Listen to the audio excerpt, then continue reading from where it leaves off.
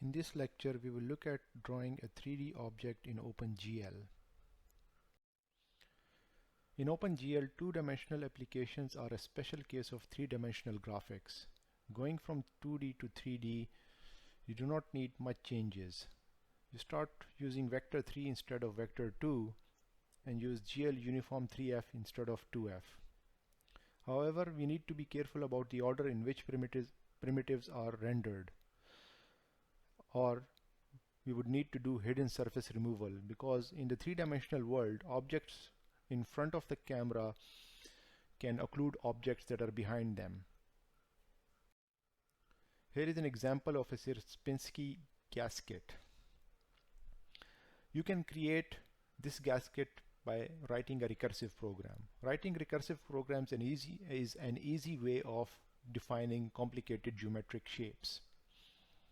You start with a triangle that is filled, and you connect the bisectors of the sides and remove the central triangle. If you continue this process recursively, you will get a more complicated Sierpinski gasket. The output after 5 subdivisions would look like this.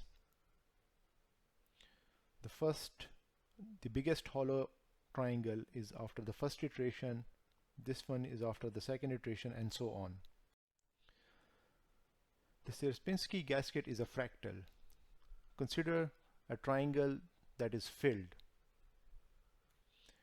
At level 0, the area of the triangle is L multiplied by h divided by 2, that is half base into altitude.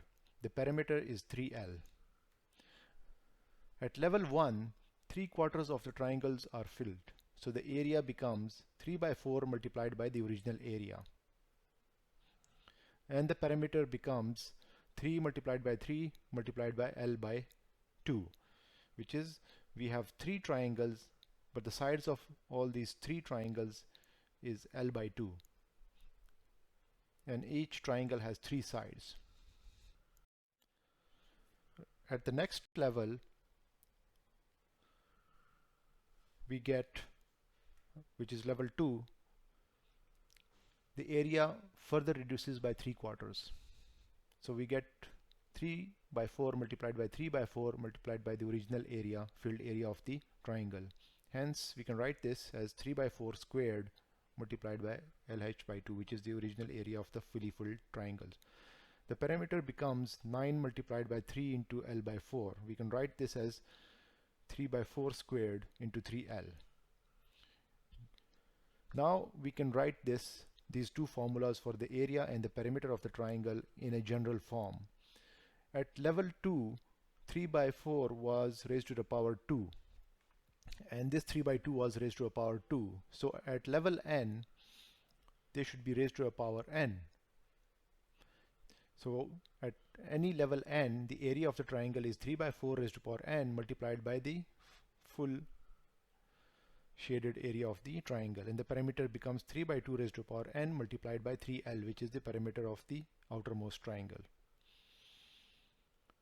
As n tends to infinity, the area will become 0 because it becomes smaller and smaller, whereas the perimeter will go to infinity because the perimeter becomes larger and larger. We can easily extend the 2D Sierpinski gasket to 3D by defining a tetrahedron with 4 triangular faces. We then divide up each face separately and draw each of the 4 faces using a different color. Here we look at this subdivision graphically. We start with the tetrahedron, and then by taking out triangular faces from each sides and connecting them, we take out a tetrahedron from the center of this bigger tetrahedron. The result is that we are left with 1, 2, 3, 4 tetrahedra. This code is almost identical to the 2D example. Here is the result of our multiple subdivisions. Because the triangles are drawn in order, they are specified in the program, the front triangles are not always rendered in front of the triangles behind them. So this is how the tetrahedra are drawn. The last triangles will appear in front as opposed to the ones that are close, and this is what we want. This is the true rendering. This is how this object would physically appear in the real world, where the faces that are close to us will occlude the faces that are far. How do we achieve this? We will discuss in the next lecture.